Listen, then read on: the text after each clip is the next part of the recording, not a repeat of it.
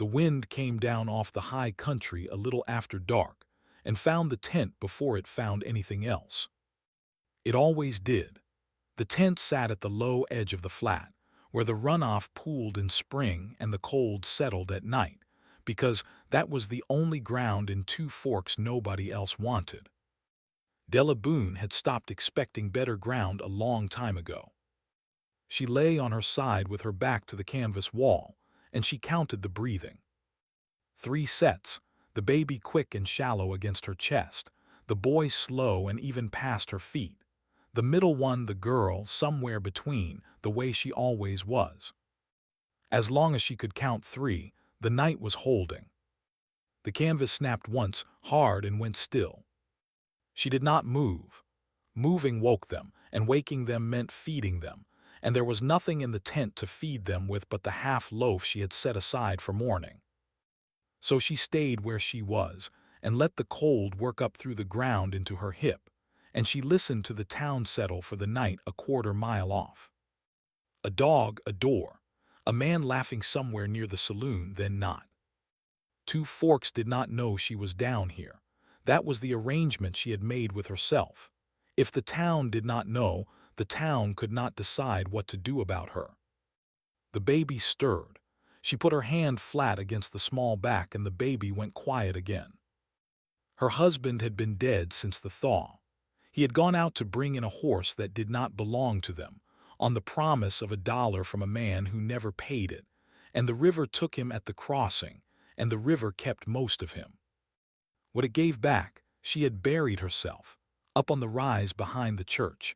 In ground she dug with a borrowed shovel while a preacher she had never met read over the hole and then went home to his supper. That was March. This was the front edge of winter.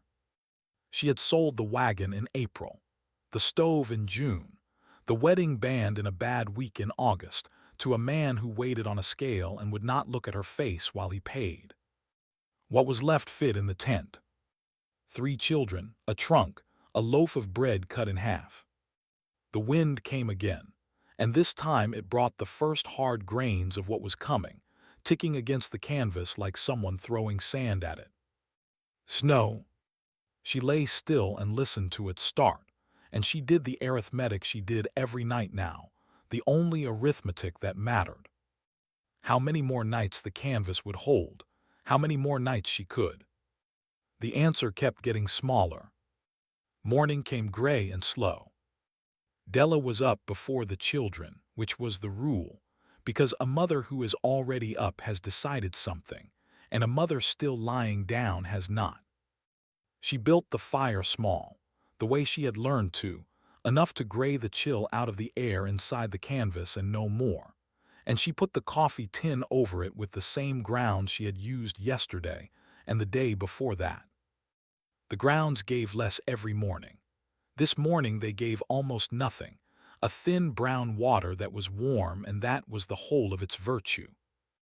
The boy woke first, Samuel, 8 years old and already watching the world sideways for the thing about to go wrong.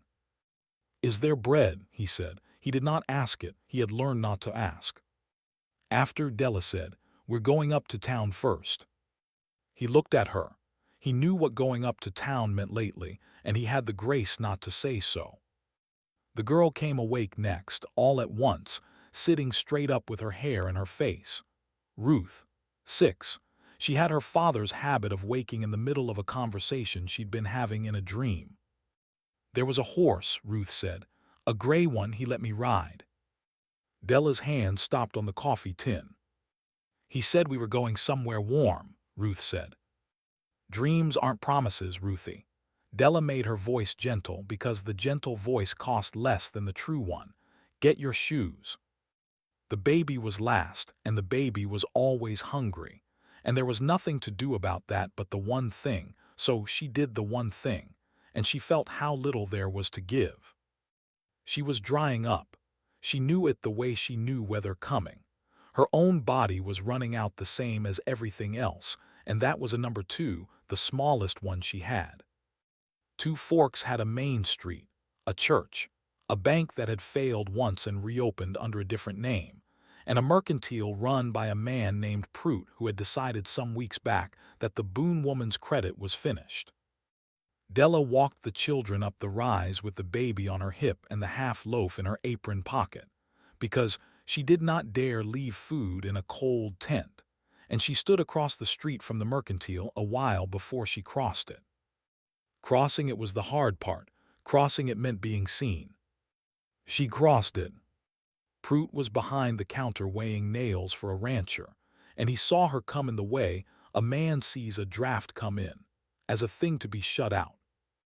"Mrs. Boone," he said, and went back to his nails. She waited until the rancher had gone. You did not ask in front of other men. Other men turned a shopkeeper's softness into a weakness he'd have to answer for later. "Mr. Prout, I'm asking for flour and a little salt pork. Same terms as before. I'll have it back to you by spring." "You said spring last time." "It was a hard year." "It's a hard year for everyone." He set the scale down and looked at her finally, and what sat in his face was not cruelty. Cruelty she could have argued with. It was arithmetic. He had run the same sums on her that she ran on herself and come out the same place. "I can't carry you anymore. I carried you through summer. A man can't run a store on charity. I've got a family too." Behind her skirts, Samuel went still. "I'm not asking charity. I'm asking credit." "It's the same thing when there's no way you'll pay." The baby made a small sound against her chest. Prout heard it.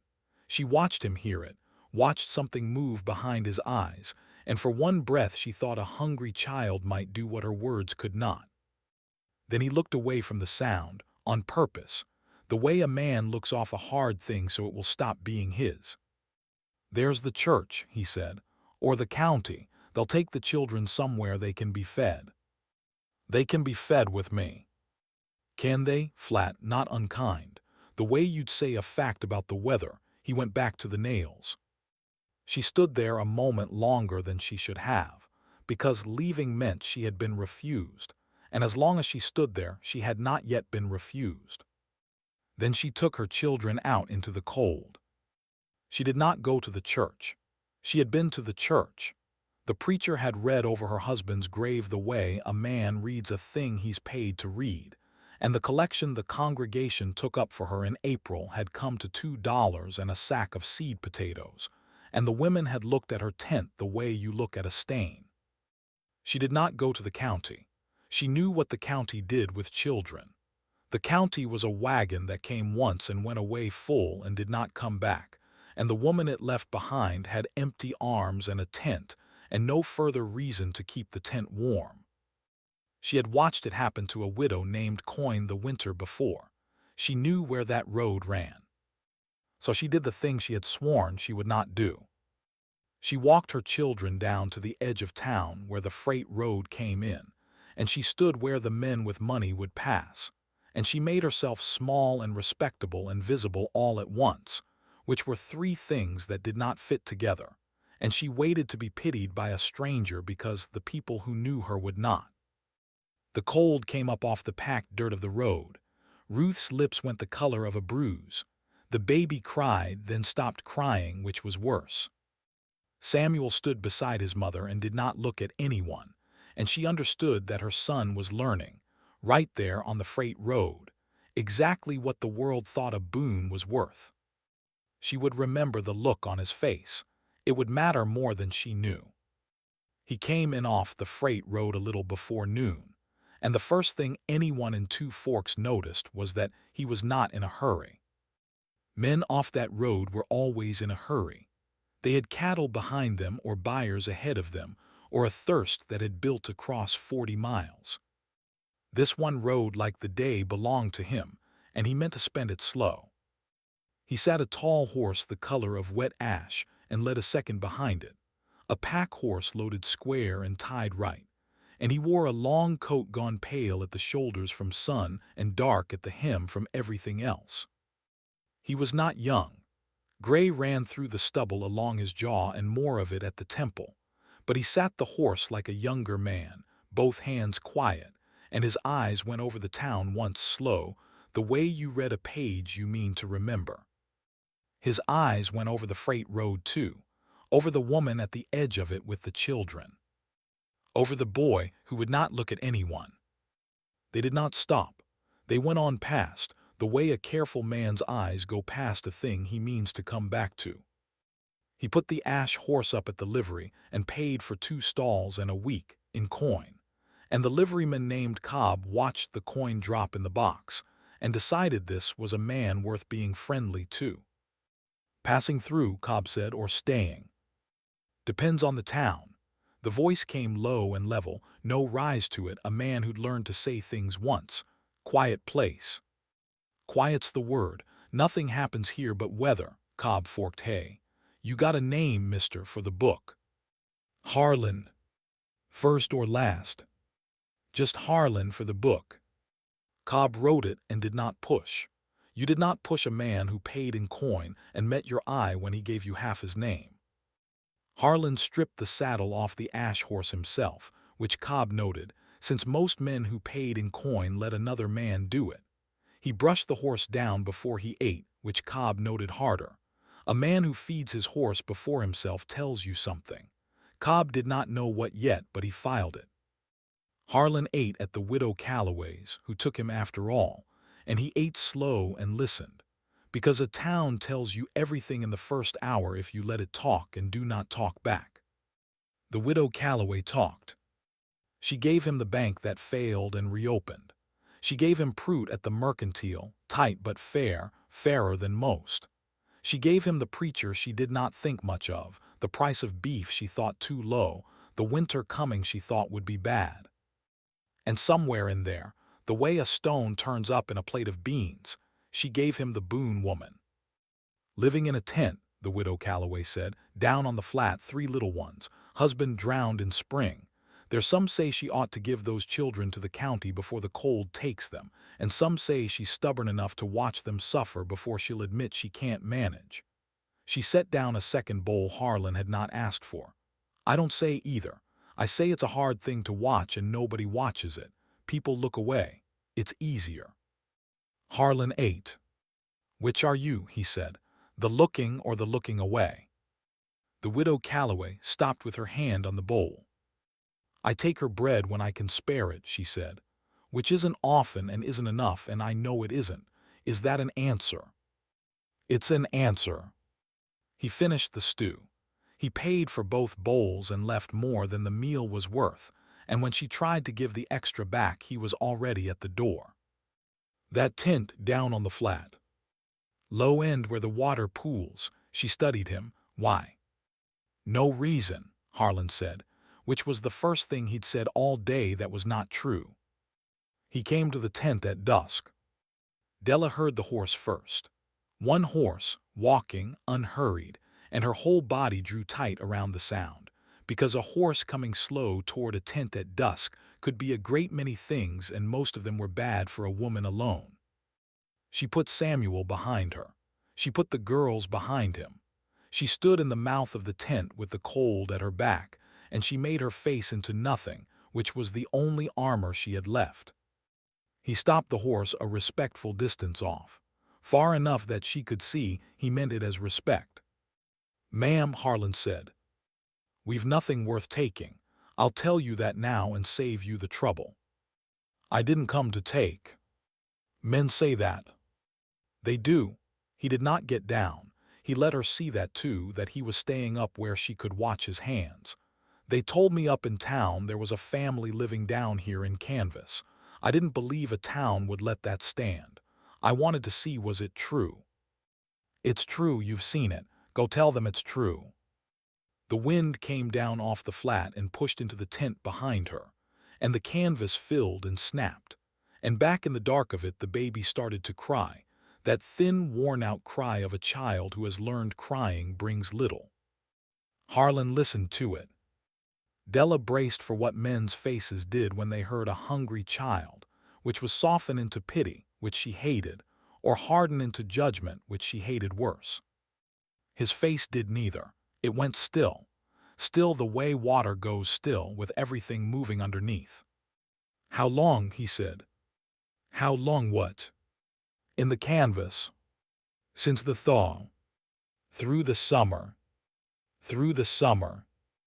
And the town watched you go through the summer down here. Now it's going to watch you go into the winter. It was not a question. She did not answer it. He looked past her, into the dark of the tent where 3 children were, and then back at her. And when he spoke it came out flat, no weight on it. A man stating a thing already decided and only now telling you. "You'll sleep under a roof tonight," Harlan said. Della laughed. It came out of her ugly and short before she could stop it, because it was the cruelest thing he could have said, and she did not think he meant it cruelly, which made it worse. "There's no roof. Do you understand me, mister? There is no roof. I've been to the store and the church and the county. There is no roof in this town for a boon, so I'll thank you not to sit up there and hand me a thing you can't give." "I didn't say it was in this town," Harlan said. He turned the ash horse and rode back up toward the flat, and she stood in the mouth of the tent watching him go, shaking and not knowing why she shook, until the dark took him.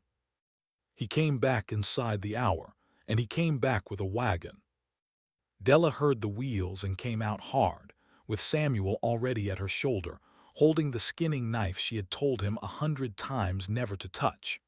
She would think about that later, too, that her son had armed himself in the dark without a word, that an 8-year-old had a plan for men who came back. It was Harlan on the wagon seat, the ash horse tied behind, and the wagon was Cobb's. She could see the livery brand on the box, and on the seat beside him were blankets, real wool blankets, 4 of them folded square. "Put the knife down, son," Harlan said, not unkind, not even looking straight at the boy. "Your mother needs those hands for carrying, not for holding steel on a man hauling blankets." Samuel did not put the knife down. Harlan nodded as if that were the right answer. "Good, keep it then, but carry the small one while your other hand's free." And the plain way he said it, the assumption that the boy was useful, that the boy was a man who'd be handed a job and would do it, did what no soft word had managed. Samuel pushed the knife through his belt the way he'd seen men do, and went and got the baby. Della stood in the cold and watched a stranger rearrange her family in under a minute, and she did not know whether to weep or scream, so she did neither, which was the thing she was best at. "Where?" she said. "Up the flat 2 miles, there's a place." "There's nothing up the flat but the old Dietrich spread, and the Dietrichs are gone, the bank took it. It stood empty 2 years, the roof's half." She stopped. "The roof," she said, "is half gone, yes ma'am, the east end, the west end holds. There's a stove that works and a chimney that draws and walls that keep the wind off, which is 3 more things than you've got down here." He looked at the canvas, at the children, at her. "It's a roof on the part that matters. Tonight that's the whole of what I'm offering. The rest we sort out tomorrow when nobody's freezing." "The bank owns it." "The bank does." "Then we can't." "The bank owns a building it can't sell, falling down on land nobody's bought in 2 years, and the bank is not going to ride up the flat in the snow to put a widow and 3 children out of a house it forgot it had. I've spent some time studying what banks will and won't do. They won't do that. Get in the wagon." She got in the wagon. She would ask herself for years why she got in that wagon. A strange man, half a name, a horse the color of ash, an empty house owned by a bank. Every part of it was a thing a careful woman ran from. But she was so tired. She was so tired, and there were wool blankets folded square on the seat, and the baby had quit crying because Samuel held her, and Ruth slept already against the trunk with her father's habit of trusting the next moment, and Della Boone was so tired of being the only thing between her children and the cold. She got in the wagon. She told herself it was for one night. She could be a fool for one night. She did not know yet that she was wrong about almost all of it, including the part about the bank. The Dietrich house stood dark against the snow, worse than he'd said and better than she'd feared, which was the truth of most things. The east end was open to the sky, rafters bare. Snow already drifted in across a floor that had given up. Harlan took the wagon around to the west end, and the west end had a door that closed and walls that held in one room with a stove, and that was enough. That was a palace. He built the fire before he did anything else, small first, then fed, the same as she built hers, and she watched his hands and saw that he knew fire the way she knew it, as a thing to respect and not trust, and she filed that with everything else she was filing about this man. The room came warm, slowly then all at once the way a cold room does. The children fell on the warmth like it was food. Ruth woke just enough to crawl to the stove and slept again against the irons near heat. The baby, fed on nothing, slept anyway, because warm is its own kind of full. Samuel did not sleep. He sat against the wall with the knife in his belt and watched Harlan, and Harlan let himself be watched, moving slow, keeping his hands where the boy could see them, and the two of them held that wordless bargain for an hour, the offering and the suspicion, until the boy's head went down against his will and stayed. "He doesn't trust me," Harlan said, low across the stove. "No." "Good, you taught him right. Don't teach him out of it on my account. A man earns that. He doesn't get it for hauling blankets." He fed the fire a piece it didn't need, and she marked the trick because she knew it herself, feeding a fire to buy a moment. "I'll sleep out in the wagon." "You don't have to sleep in the—" "I do, for the boy. He won't sleep right with a strange man under the same roof, and that child needs sleep more than I need to be warm." He stood. He was bigger standing than he'd looked on the horse. "Bar the door behind me, make him watch you do it. He'll sleep then." He went out into the snow. She barred the door, and she made Samuel watch her do it, though the boy was already half under, and when the bar dropped she heard her son let out a breath he'd been holding since the freight rode, and he slept. Della sat by the fire a while. She did not know what this man had done. She was not at all sure she wanted to. The snow came hard for 3 days. In 3 days a thing happened that she had no name for, because it had never happened to her before. She rested. Not all the way. A mother does not rest all the way, and the baby still woke and the food was still short, though Harlan had brought up a sack of flour, and a side of bacon and beans enough to gray the edge off the hunger. But the wind was outside now instead of in, and the cold was a thing she watched through the window instead of a thing in her own bones, and her body, given an inch, took it and shook for a whole day, the way a body shakes when it finally believes it is safe enough to come apart. She came apart with her back to the children. Harlan saw and said nothing, and brought her coffee from his own pack and set it down beside her and went back out to the snow. That was him. He saw and said nothing and did the next thing. By the 3rd day Samuel had stopped watching him. It happened over an axe. Harlan went out in a break in the weather to bring wood in from the collapsed east end, and Samuel rose and followed, uninvited, and Harlan handed him the smaller pieces and showed him, not making a lesson of it, how to read a log for the split, where the grain wanted to run, and the boy listened the way he had not listened to anyone since his father. When they came back in stamping snow off their boots, Samuel was talking, telling his mother how you can see inside a log before you split it if you know how to look. Della watched her son's face and had to turn away again. She had thought the thing she could not give them was food. She was learning it was this, a man's attention, a reason for a boy to talk. She had been so fixed on the cold she had never counted this number at all. On the 4th day the sky cleared, and on the 4th day the trouble came up the flat. She saw them from the window, 2 riders coming slow through the snow off the town road, and her whole body knew the shape of them before her mind did, the way she'd known the lone horse at dusk. Harlan. He was already at the window. He looked a long moment and his face did the still thing. "Stay inside, keep the children back from the glass." He took the long coat off the peg, "Bar it after me." "Who are they?" "Bank's men." He said it the way you name whether you've been expecting. "Totems, they're early. I figured a week. They came in 4 days. "Totem." "The banker," he had the door open. "Bar it, Mrs. Boone." She did not bar it. She took up the skinning knife from where Samuel had left it on the trunk, and she stood in the doorway behind him with it down along her skirt where the riders could not see it. And Harlan glanced back and saw her there and saw the knife, and something moved at the corner of his mouth and stopped. "I told you to bar it." "You did," Della said, and stayed where she was. The riders came up and stopped a wagon's length off. The near one was young and cold-faced. The far one was older, with a paper folded in his glove. "This is bank property," the older one said. "Posted and held. You're trespassing, the both of you and whatever's inside." "It's posted," Harlan agreed. "Stood empty 2 years. You ride up the flat in the snow to post it fresh today, or you ride up because somebody in town counted heads on a wagon and didn't like the sum." The young one's hand moved toward his coat. Not far, just enough. Harlan did not move at all, and the not moving was louder than the young man's hand. "Son, there are 3 children asleep on the far side of that wall, and a woman in the door behind me with a knife she knows how to use, and me. You've got a paper and a cold ride home.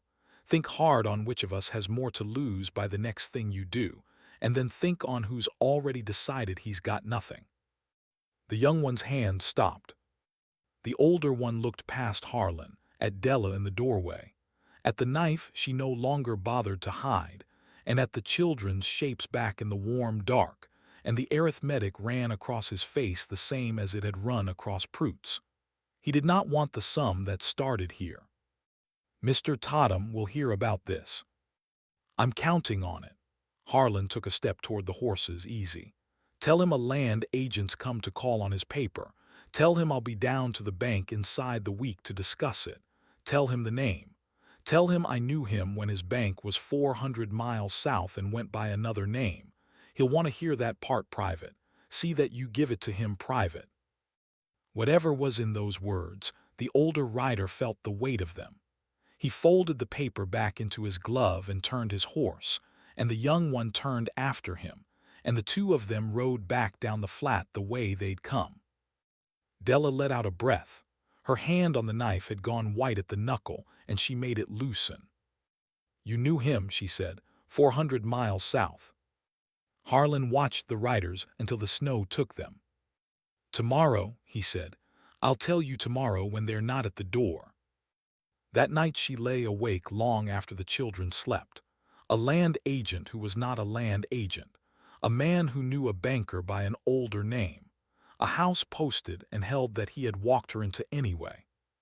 She thought about the town that had looked away from her. The store, the church, the county wagon, the men who weighed her ring and would not meet her face. And she thought, for the first time, that maybe this stranger's business and her own ruin were not 2 separate things at all. Maybe they were the same town, seen from 2 sides. She did not know yet how right she was.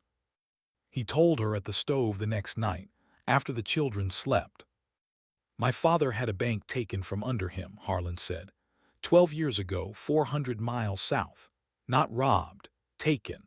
Through paper and lawyers and small failures arranged to look like bad luck, by a man who called himself something else then than Royce Totham. My father did a thing about it a man should never do to himself in a barn. I was the one who found him. He fed the fire. I've been 12 years finding the man who did it. Now I've found him, and he's doing it again. Here. The tent on the flat is his work near as much as the river was your husband's bad luck. He calls in what folks can't lose on and waits, and the waiting does the killing for him." Della sat still. The cold came up off the floor. "What are you going to do?" He did not answer it the easy way. He looked at the children a long moment instead, at Samuel, who'd learned to talk again over an axe, at Ruth, at the baby, warm. "I rode in to do one thing," he said. "I've known the shape of it 12 years. And now I find I don't know my own arithmetic anymore." He looked at the fire and not at her. "I'll go down to the bank inside the week, the way I told his man. After that, I expect we'll both learn what I am at the same time because I'm no longer sure." That was all he would give her. She did not push. She had learned somewhere in 4 days. that this man set a thing down when it was time and not before. He went down to the town at the week's end, and Della went with him. He had not asked her. He hitched the wagon, and she came out with the baby on her hip and Ruth's hand in hers and Samuel at her shoulder, and she climbed up on the seat beside him, and Harlan looked at her a moment and said nothing and clicked the horses on, because a man who'd learned one thing had learned not to argue with a woman who'd made up her mind. "You don't want to be seen with me," she said as the town came up. "It'll go badly for your business." "My business is past going badly." He kept his eyes on the road. "Sit up straight, Mrs. Boone. Whatever they think they know about you, let them watch you sit up straight while they think it." So she sat up straight. They came into two forks at mid-morning with the snow bright on the street, and the town saw them come. The town saw the Boone woman who lived in a tent, who ought by rights to have given her children to the county, sitting up on a wagon seat with her back like a rod and her children warm and her face washed, and the town did not know what to make of it, and she watched them fail to know, and something in her that had been bent a year stood up a little. Harlan stopped the wagon in front of the bank. Not the store, not the church, the bank that had failed and reopened under a new name, the bank that owned the Dietrich house, the bank that, through a chain of small failures, had taken the spread and the wagon and everything Della Boone had ever held. "I'm coming in," she said. "No. You said sit up straight while they look. They'll look hardest through that window." She handed Samuel the baby and put Ruth's hand in his. "Mind them. We won't be long." She was already climbing down. "I've sat outside one door too many in this town, Harlan. I'm done waiting on the wagon side of things." He looked at her over the wheel, and the corner of his mouth did its small movement and stopped, and he did not argue. He had learned that much. They went into the bank together. It was warm inside, warmer than any room she'd stood in but his stove, and that warmth was its own insult, that a man could keep a room this warm on money pulled out of cold tents. A clerk looked up. Harlan said one word to him, a name that was not Totham, and the clerk went gray around the mouth and got up and went to the back, and a moment later a soft, heavy man in a good coat filled the office doorway. Royce Totham, 12 years and 400 miles in the making. He looked at Harlan and did not know him from any man off the road. "You're the agent," Totham said. "My men said come back." The office had one window onto the street and one chair on each side of the desk, and a stove of its own going hard. Totham sat behind the desk. Harlan took the chair across it, slow, and Della stood at his shoulder where the window put her in plain view of the street, sat up straight even standing, and she watched the banker's eyes flick to her once and dismiss her. A woman, furniture, and she let him. "You knew a name," Totham said. He folded his hands on the desk. They were soft hands. "My man said you knew a name," out loud in front of him, which was careless of you or meant to be heard, which is worse. He smiled. "It did not reach anything. Say your piece. I'm a busy man and the snow's coming again." And there it was across a desk in a warm room, the man. Della watched Harlan's hands. She had watched them all week, the way he kept them slow and visible for the boy. One lay easy on his thigh near the coat, and it only looked easy, the way the ash horse only looked tame. Harlan said the father's name. He said it quiet, the whole of it first and last, and he watched it cross the desk and land. Totham's soft hand stopped being soft, just for a breath. The smile stayed where it was while everything under it went still, and for one cold moment Della thought she was looking at two of the same man, that whatever made Harlan able to sit so quiet was the same thing that let this banker keep a smile nailed up over a barn he put a man in. Then she saw she had it wrong. Totham's stillness was a door closing. He had gone behind it the way he'd gone behind paper his whole life, hiding. Harlan's stillness was a man holding something shut from the inside that wanted out. They were not the same animal. One was running from what he'd done. The other had ridden 400 miles toward it and was, right now, at the desk, deciding whether to finish. "I don't know the name," Totham said. "You do." I've had 100 banks call in 100 loans.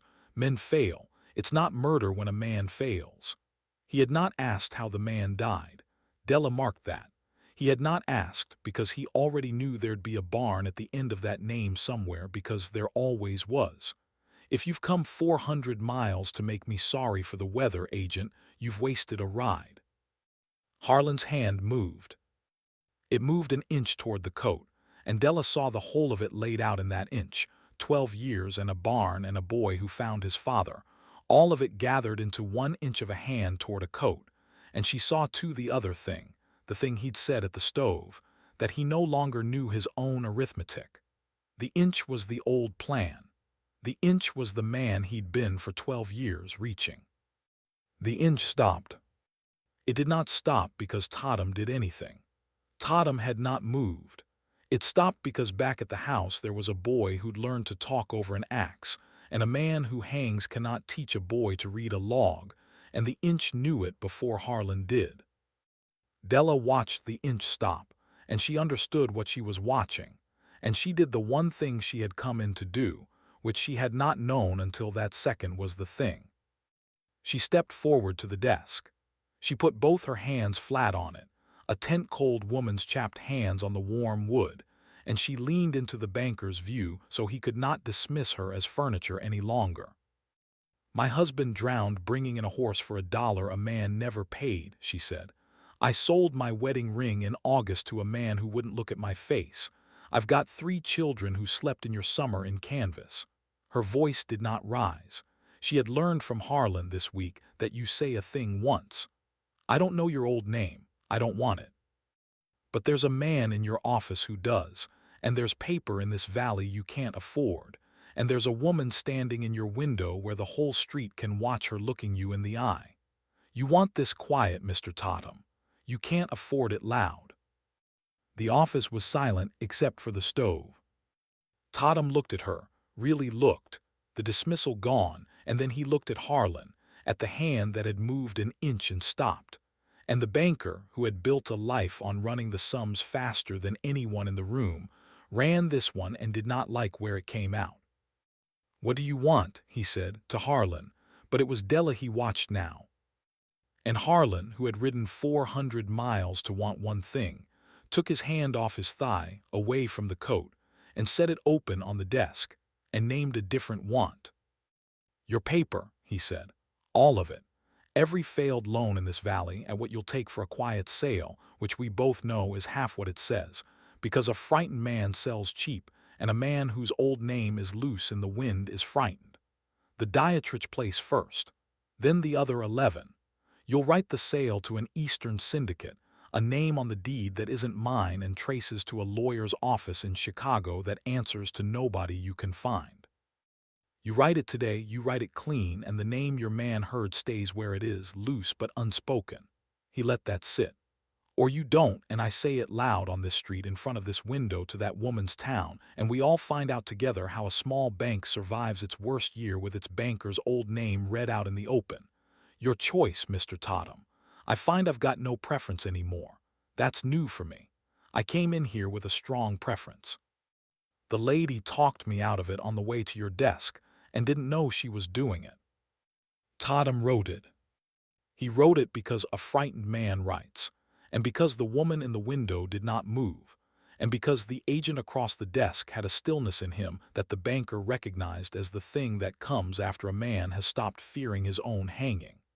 He wrote the Dietrich place into Della Boone's name, free and clear, that one in her own name, because no syndicate would ever come asking after a half-fallen house on a flat.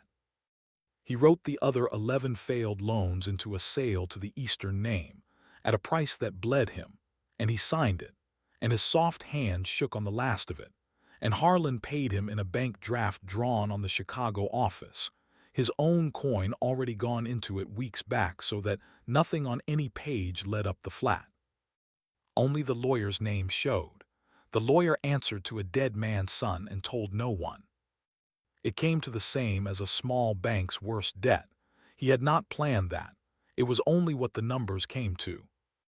They walked out into the bright cold, the two of them, and the town watched them walk out of the bank that no man like a Boone ever walked out of upright. And Della carried a folded deed in her apron where the half-loaf used to ride. Samuel had the baby. Ruth had Samuel's hand. The boy looked at his mother's face and then at Harlan's, reading them the way he'd learned to read a log for what was inside before the split. "It's done," Harlan said, getting up on the seat. "What's done?" Della climbed up beside him. "You didn't say the loud thing. You let him keep his old name." "I gave him a worse thing than a bullet or a name." He took up the reins. "He sold his paper at half to a buyer in Chicago who'll never write him back. In a month, 2 at most, the examiners ride in the way they always ride in, and they find a bank that bled out its own assets to a syndicate nobody can produce, and they pull the thread, and at the end of the thread is a banker who used to be called something else." He clicked the horses on. "My father couldn't make him face the paper. He hid behind it his whole life. I bought enough of it to leave him standing in the open with nothing left to hide behind, and I'll let the same law he always used do the rest. It's slower than a bullet." He looked at the deed in her apron.